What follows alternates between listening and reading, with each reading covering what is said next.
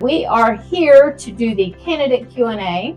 Good evening. My name is Blake Iverson. I am the current County Commissioner for District 4. I am a longtime Baker County resident. I attended the Baker County High School where I met my my high school sweetheart, and later married her. We have 3 beautiful children that we're raising here in the county. And before we get started, I just want to take the opportunity to thank Jessica and the press for allowing us to be here this evening and allowing this opportunity for us to connect with the public and with the citizens of our county. So thank you guys for this opportunity. Thank you. I too want to extend my gratitude for having us both here.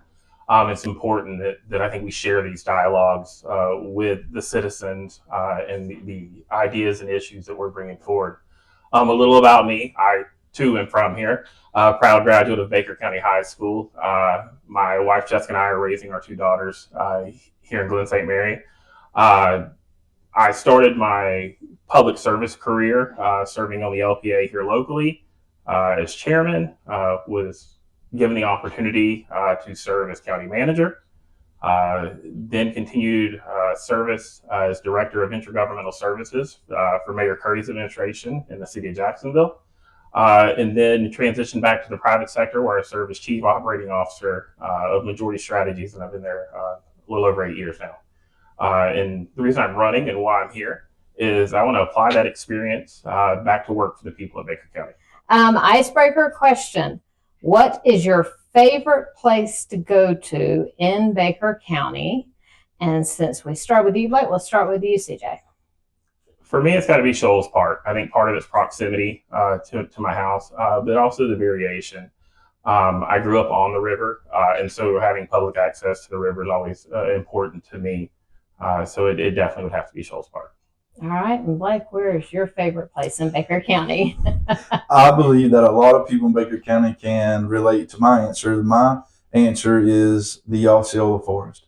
I love being in the woods and in nature. I enjoy riding there in the vehicle or in the truck with my family and just enjoying the outdoors. So that's would be my favorite place.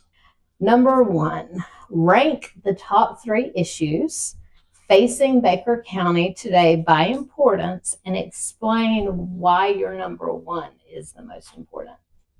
I think it starts with fiscal accountability. And I'll go through and rank all 3 and then go back and elaborate. It starts with fiscal accountability. I think then is a growth plan followed by roads and infrastructure. And where traditionally I would equate them to kind of legs of the stool, and they're all equally important. To stay consistent with your question, I think it starts with fiscal accountability. If you don't have your checkbook in order, nothing else matters. And I think recent events have continued to show there's work there to be done. They have made a lot of progress, but there's still a lot of work to be done there. Second is the growth plan. It affects everybody. It touches the most people, and it's coming. And so I think it is paramount that we develop a growth plan, not only to promote growth, but to protect the rural areas. And so one of the things I would like to do is dust off what we had, what was called the urban growth boundary. It was essentially a circle around the more heavy populated areas of Baker County. And the concept was, look, inside this, we support more higher density growth. And by targeting where you want that growth, you also target where you don't want that growth. And it keeps that balance that I think is needed. And then thirdly, roads. Once again, touches the most people. We are a large county, over 500 square miles, a lot of roads. Very few people you talk to are happy with the condition of their road. So I think there's a lot of work to be done there. Sure, I think that's a great question, Jessica. And I feel that the top 3 that are important to me would be transparency, accountability, and efficiency in our government. And what I mean by that, to elaborate on transparency, I agree with CJ that accountability is a very important accountability of our finances, accountability of our government employees. That is very important. But we can have the most efficient government. We can have the most well-oiled machine government office. And if our citizens cannot see that, if that does not reflect that accountability, does not reflect out to the citizens of the county, then our citizens are still not going to understand what we're doing. They're not going to like what we're doing, so to speak. In other words, they won't be educated on what that we are holding them accountable. And so I feel like it's super important that we're transparent. And that's why I feel like there's a disconnect between our government and our citizens, and that gap needs to be bridged between the government and the citizens. And that's why transparency is the most important to me. And Blake, this one you get the first go round at. Which county departments need improvement and why? So to pick out a particular county department is not something I'm going to do right now. The problem with that is if I were to say Department A, B, and C, they need to improve, the people that operate that department would think that would be an attack on them. So I'm not interested in that. But what I am interested in is supporting those people. There are departments that need to improve. One may even say that all of our departments need to improve. But it's not the people that are in that department. It's things, the processes, and the support that they are given, whether that be the money, the financial, whether that be the support, whether that be, when I say support, I'm talking about the ability for them to perform a process or for them to have the proper schooling. And so I do feel like a lot of our departments could be more efficient. And I feel that the county, whether that be the county commissioners, the county office, we could better support them. The people, I feel like a lot of our people are the right people for the job, but I feel like their hands can be tied at times. You know, would the road department love to go out there and pave every road you have? Absolutely. Would we love to put 10 more graders on the road so your road was graded every 3 days? Absolutely. Obviously, that's not going to happen. And so therefore, a lot of people have issues with roads, just as CJ said. There's things that need to be done, but it's not necessarily that the personnel of that departments need to be improved. I think Commissioner Iverson said something that's spot on. A lot of the shortcomings I think we feel as citizens isn't a direct result of the employees. It's a direct result of the resources. You would see more satisfaction with the overall quality of roads if the road department had more resources in terms of funding and people. I don't think there's any debate there. In my experience, what I feel where we've gone astray as a county is I think we forgot we're in the customer service business. A lack of follow-up, a lack of responsiveness. I've experienced it myself. That's got to change. We work for the people, and we need to be held accountable. Rebuttals? I could rebuttal that. It's not even a disagreement with CJ, but that is what CJ just said is exactly what I'm talking about. The personnel in the departments, if they were properly trained, if they were properly educated with the proper resources, then they would be able to better serve the county as consumers of serve them as consumers. How would you recommend the commission budget the $25 million general fund reserve that they have started the fiscal year with? Well, I think first and foremost, you've got to have an agreed upon set aside for operational emergencies, not just hurricanes, etc., but also recognize that there's a cash flow discrepancy as you start the fiscal year. When I was county manager, that guidance was traditionally 3 months of operating expenditures. I doubt that number shifted much, but I'd start probably there. I'd be hesitant to allocate any of it, though, to be truthful, with pending property tax reform on the ballot and the implications coming from that. I know everyone wants to be eager with, oh, we have all this extra money, let's go improve parks, whatever project that is needed and important, I'm not going to disagree with. But there's kind of a storm cloud of uncertainty looming. I'd be really hesitant to allocate any of it right now. Honestly, to answer that question, I wish I was more educated not more educated, excuse me. Let me use the word. I had done more research. Okay. Because I agree there needs to be a baseline amount that needs to be set aside for any kind of issues that may arise. the problem with that is as a commissioner, as a board, we have not done that research to know, well, what does that need to be? We've thrown around the $6,000 mark. We've thrown around the $10,000 mark. Well, who's to say, where do we get that money from? It's no different than the um, implementing any kind of taxes. Well, you don't want to overtax, you don't want to undertax. Well, we don't want to save too much, but we don't want to cut ourselves short. And so I think that we need to see what happens in November with the property tax reform. And I think we need to go from there and decide, well, how much money do we need to be to play it safe as a county, so that way we don't put ourselves in a position to be bound by debt that's unnecessary. And so, honestly, to answer that question more intelligently, I would just like to do a little more research on what we would need the money for, and what the citizens would want us to spend the money on. If you ask the citizens, I think a lot of them would say, pave my road, pave my road. And that's my job, is to hear that. That's my job, to listen to the citizens. But it's also my job to make sure that we intelligently spend that money or save that money, whichever one is needed. Right. Okay. Any rebuttal? No, ma'am. All right. So for this next question, this goes back to you, Mr. Iverson. What would you do to help clean up the litter along the roads and throughout the county?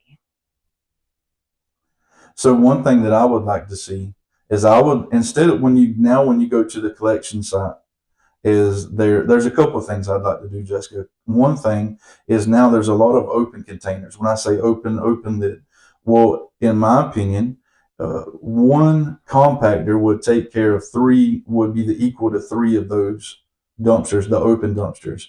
Well, if we were to use those, that would leave less of a possibility, less of a chance for trash to blow out of the county dump trucks when they were going to the landfill. My second thing would be to get the collection sites where they better serve the community and the citizens, so that way they're not having to take their trash so far, and they're not having to wait till their trash is built up where it's blowing out of their truck before they take it to the collection site. Okay. And then Mr. Thompson, same to you. What would you do to help clean up the litter along the roads and throughout our county? I think it's twofold. One, I think it starts with enforcement, and would love to have the ability to talk to the sheriff's office and see what the costs associated that would be. Because while I agree with Commissioner Iverson, some of it is blow off from the containers, et cetera. How many Hardee's cups do you see flip out a window, et cetera? That's not a collection site issue. That's a person issue. Second, I'd like to revisit something Commissioner Robinson spearheaded when he was commissioner. I think he called it Clean Up Baker. But some adopt a road type initiative because people need to have pride in their community. I've lost track of how many times I've seen people throw stuff out, and when you question them, they're like, well, the inmates will pick it up. We've got to have more pride in our community than that. And I think between enforcement and getting people involved, I think are two ways to help you move the needle there. Where do you stand on data centers, flock cameras, and Sunday alcohol sales? All right. So we'll do them individually. We'll start with data centers.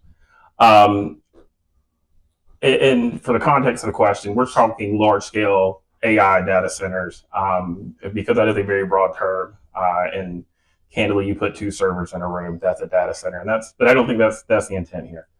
I have a lot of concerns about the resource requirements in the economic or the environmental impacts they may have, especially in relation to the perceived ROI in terms of jobs. I think a couple of things are important to note with that. It would not be prudent for a commission, anyone who either wants to be a commissioner or a sitting commissioner, to give a stance of opposition prior to an application being submitted. You are denying the applicant then due process. And so while I have significant concerns related to data centers, I cannot take the position and will not out of protection of the county, that I am adamantly opposed and will vote no at all times. That, like, again, as I said, that then denies a potential applicant due process. I think another item to note there is while I know there's a lot of concern about one coming to Baker County doesn't have the electrical infrastructure to support one. So I think the risk is minimal. All right, so that was part one in data centers. Next is flock. That's going to be another one that you kind of know the answer people are looking for. But I think we owe it to the people to be honest. Any commissioner or commissioner candidate who sits here and tells you, if I'm elected, I will get rid of flock cameras, is not being truthful, or they don't understand the role they have as a commissioner. And so some of the common pushback is, well, the Board of County Commissioners approves the sheriff's budget, which is 100% factual. What they do not have is operational authority over the sheriff's office. And you see that further validated in statute, where it's clearly listed out, once the budget's approved, the sheriff has the authority to move money within his budget anywhere he wants to. And I think that further upholds the belief that you don't have any say on vendor contracts, on operational decisions the sheriff's office makes. That's been upheld by the Supreme Court of Florida. That's been upheld in Attorney General opinions. And so what I would like to see is a review of the policies around flock access, audit reports, etc. But as a commissioner, you really don't have any jurisdiction over whether the sheriff contracts with flock or not. All right, and Sunday alcohol sales. That's always a fun one. And it's usually two-part. It's usually first, as a commissioner, would you support putting it on the ballot? That answer is unequivocally no. I do not support putting it on the ballot because I think it's shirking your responsibility as a commissioner. We are a representative democracy. We are elected to make decisions on behalf of the people. So to the heart of the actual question, I am not in favor of the current ordinance that bans Sunday alcohol sales. Not because I'm in favor of drinking on Sundays. I personally feel it's government overreach. You're not regulating the behavior on any moral stance. You're regulating the economy associated with it to an arbitrarily specified day. I don't equate it to the same as like the 2 a.m. cutoff of sales. That's been directly tied to alcohol-related accidents and death, because I think there's a public safety issue to leave that in place. But I see no data to support an arbitrary ban of a legal activity on a specific day. Okay. So now it's your turn. Same. I'll reiterate the question because there's so many parts to it. So, Mr. Iverson, where do you stand on data centers, flock cameras, and Sunday alcohol sales? Okay. So first off, to take data centers, a lot of people are against data centers, and same as CJ, I'm not going to say whether I'm for them or against them. This is what I am going to say. I'm against anything that does not help our community, that hinders and does not help our county, whether it be in the city limits or outside the city limits. But the problem with that is so many people are against data centers, but they're not educated on data centers. They say, well, data centers use tens and thousands of gallons of water a day. That is absolutely correct. There are data centers that use that. There's also data centers that take on thousands of gallons of water when it's built, and it has a closed loop system, and it never uses another drop of water, so to speak. And I'm sure there's condensation, things like that. So they'll use a little bit of water. But my point is for me to say, well, I'm hardcore against data centers or I'm for data centers. I feel like we as a community, we as a board, we need to be better educated on that. Because you say, well, our infrastructure won't support it. Well, there's things that the data center would do good for us. It would provide more of a tax base for the county. It would bring money into the county. It would provide jobs. The problem with that is it would not provide a lot of jobs. It's not a huge employer. But my point is a lot of people are screaming no data centers, but they're not educated on the data centers. And I feel like that's where it's important that as a board, as a county office, that we educate the public and not even to talk them into it. It's the public. It's our job to represent them. And so I just feel like there's a lot of negative out there about data centers. And again, That's not me promoting data centers or advocating for data centers. But anytime that I try to think about, I try to come up with an answer or a plan or a process, I think it's important that we sit down and we review that process or review that topic, and we make an educated answer on the data centers or on anything for that matter. Mm-hmm. So the second thing you asked about was the flock cameras. I know CJ seen them. There are so many people on Facebook that say, "Well, if you're for the flock cameras, I'm not voting for you. I'm not voting for you because you support flock cameras and privacy of, invasion of privacy." And I hope that my number is correct.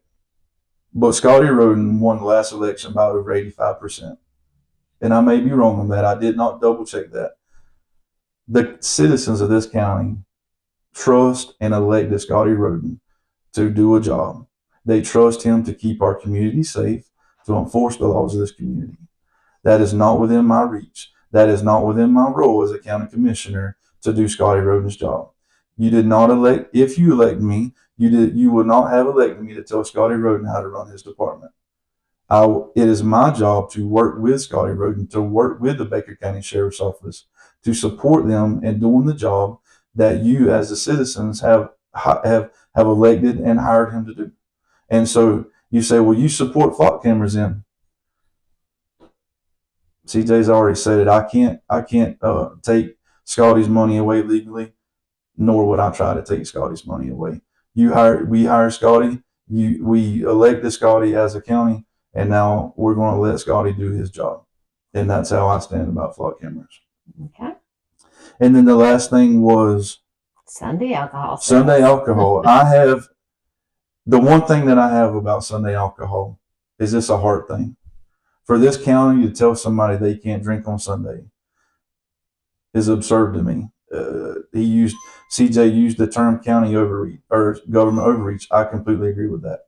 Will I going to drink on a Sunday? No. I'm not going to drink on a Thursday either. Right. Okay, but it's not my job to tell you when you can drink and when you can't. Right. And a lot of people, I think, are against the Sunday drinking because they think that it's keeping restaurants out of Baker County.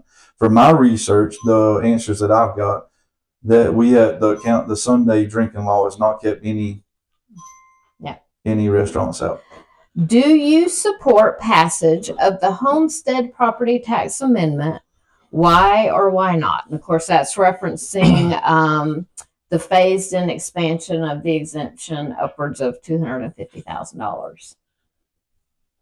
So the question is, do I support the exemption? Yes, passage of the amendment. I think my response would be, what do we support as a county? That the problem is, you have to understand the money has to come from somewhere. You want protection? Well, guess what? If you want law enforcement, it has to be paid for.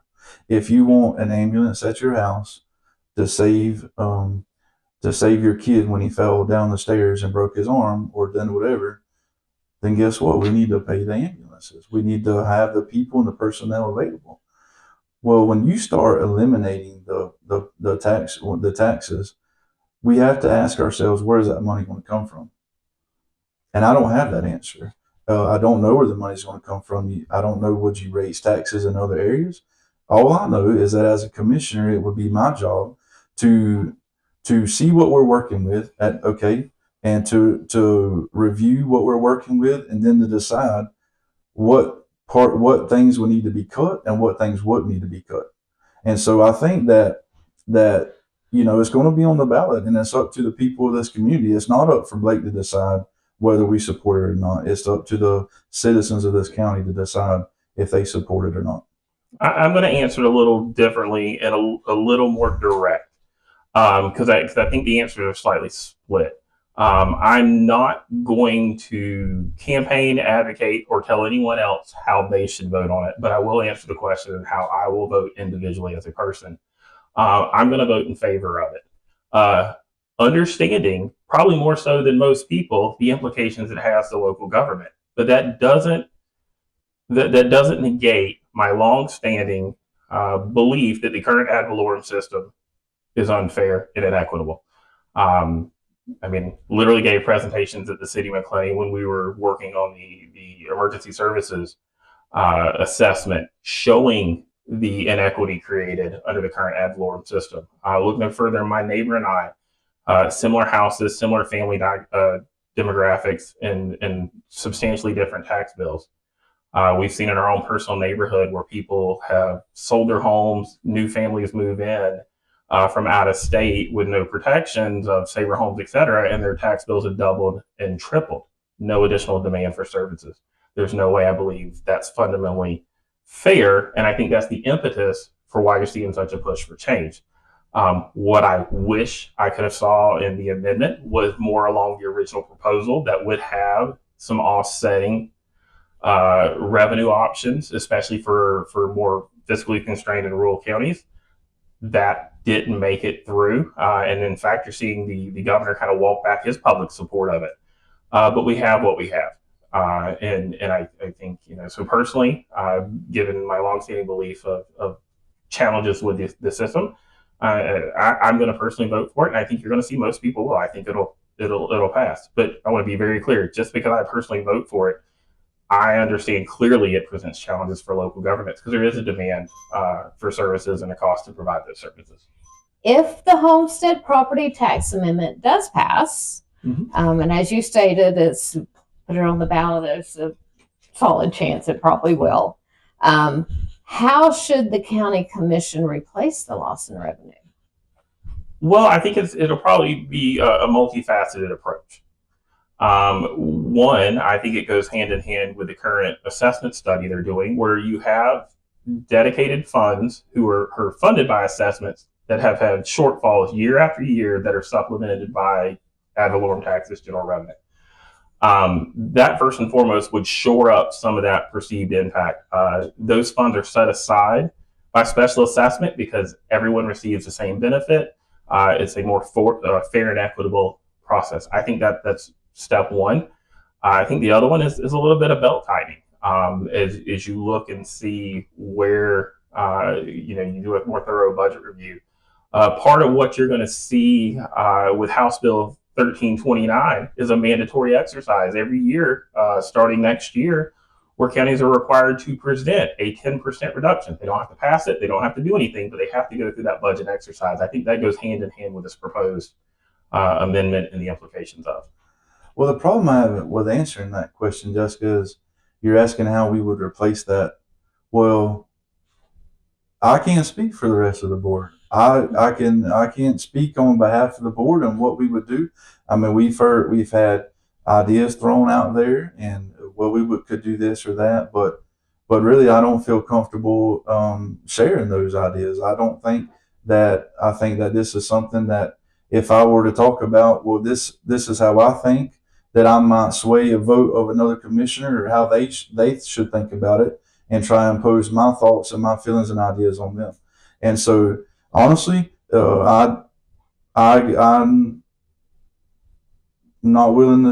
It's not that I'm not willing to share it. I'm not putting that the right way, but I feel like if this passes, if this gets on the ballot and it passes, that it'll be my responsibility to enforce and implement the law and just responsibly manage the budget with what we're given at that time. What are your thoughts on growth in the county, and how can the commission help our infrastructure keep pace with the growth that is happening? I know there are a lot of people that are in this county that are against growth. And to be quite honest with you, I'm excited about growth. To expand on that, I'm tired of driving to Lake City to go to Longhorn or to go to the Texas Roadhouse. It would be nice for the citizens of this county to go right there at the interstate or wherever and have a good meal here, or to go here and to stay right here in the county and go buy their groceries at a Publix or wherever they'd like to. And we've seen that with the Winn-Dixie moving out. We've seen a lot of people are not happy about that. And so whenever the thing is that people don't like growth because it's important. A couple of things. It's important that people come to Baker County for a reason. They're coming here because of the atmosphere here. They're coming here for the small town feel. They're coming here for what Baker County has to offer. So it's super important that we protect that. And we can protect that. That's the thing. People think that, well, because we grow, that we're going to be Oakleaf and that we can't be Baker County. We're Baker County, and it's important to me that we stay Baker County and that we stay that small town feel.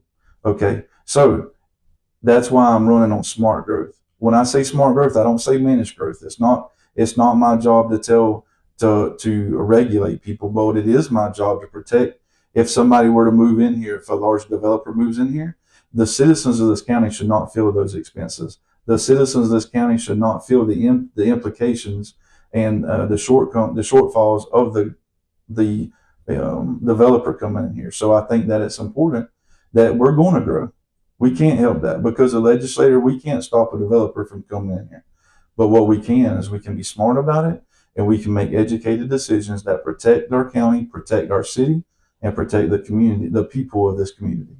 Well, as I alluded to earlier, I think it starts with a plan. And it's not something you necessarily have to start from scratch. Like I said, somewhere probably in the planning department, it's still sitting in a corner, was the urban growth boundary. And I'm not here to tell you that plan's perfect and it's applicable now as of when it was, created 15 plus years ago at this point, but it's a starting point. It was a designated area anchored by interstate development nodes on the east and west, which is now Midpoint and Woodstock, and really targeted that more high density residential growth. And by targeting those areas, it also protects the outlying areas. I do not want to be an Oakleaf. I do not want to be a Yulee out in 200 and in a period of 20 years, the change that's happened there. But also no growth is not an option. Growth is coming. But one of the things I've shared with people, even if we put a wall around Baker County and let no one else in, we're putting out 350-ish seniors a year. What are we doing with them? Where are they living? Where are they working? Where are they buying their groceries? And so growth is going to happen. And so I think it's imperative we plan for it. Part of what that is tied to, and you're seeing it start, I think, move forward on the west end with the Woodstock utility, and there's discussion made on the west end. We've got to get into the utility business. It was previously discussed, and maybe we grew through package plants like Columbia County did and connect them. I'm not an engineer. I've got a finance degree. There are people who are better suited at that, but I think that's a key part of your growth plan is how you provide that infrastructure. It's not 1 acre lots, well and septic across the county like we've been. 100%. Even since my time as county manager, we have struggled in an underfunded fire department. The county fires made leaps and bounds in its progression since my time with the county, but I don't think we're where we need to be. Look no further than the frequency of the status zeros with the current rescue units and no available calls, fires, etc. We had a medical emergency at church at Glen Baptist, which is 2 blocks from a fire station.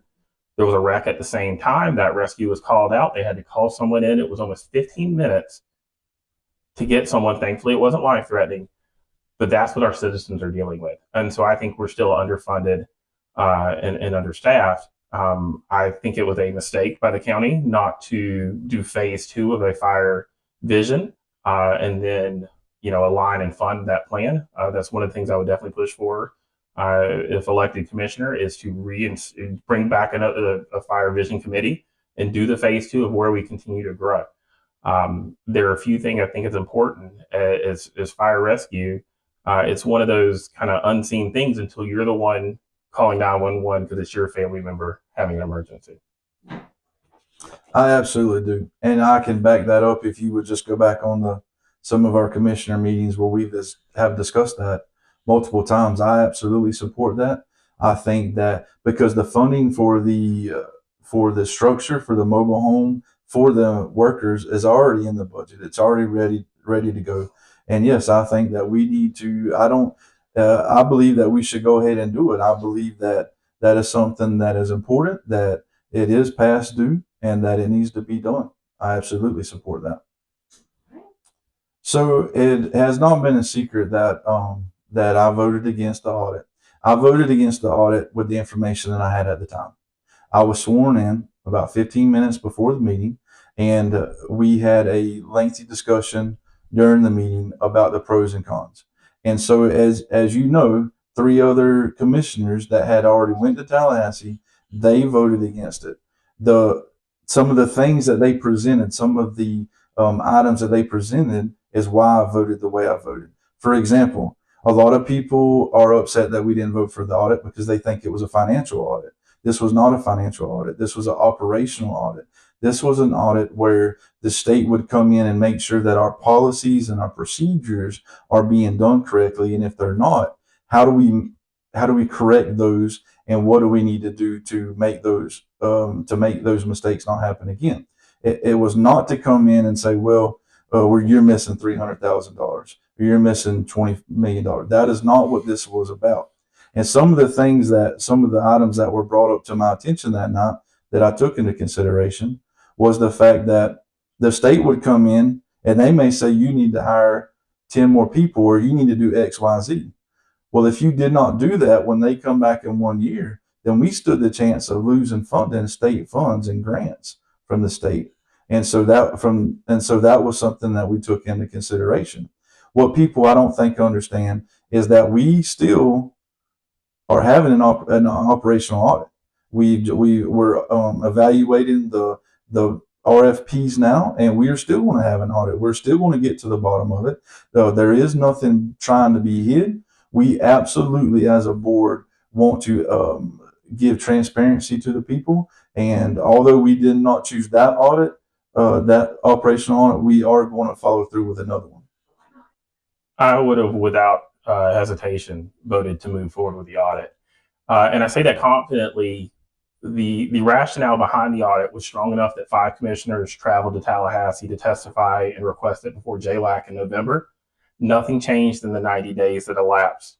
In that time, there was no new information. Nothing substantially have changed.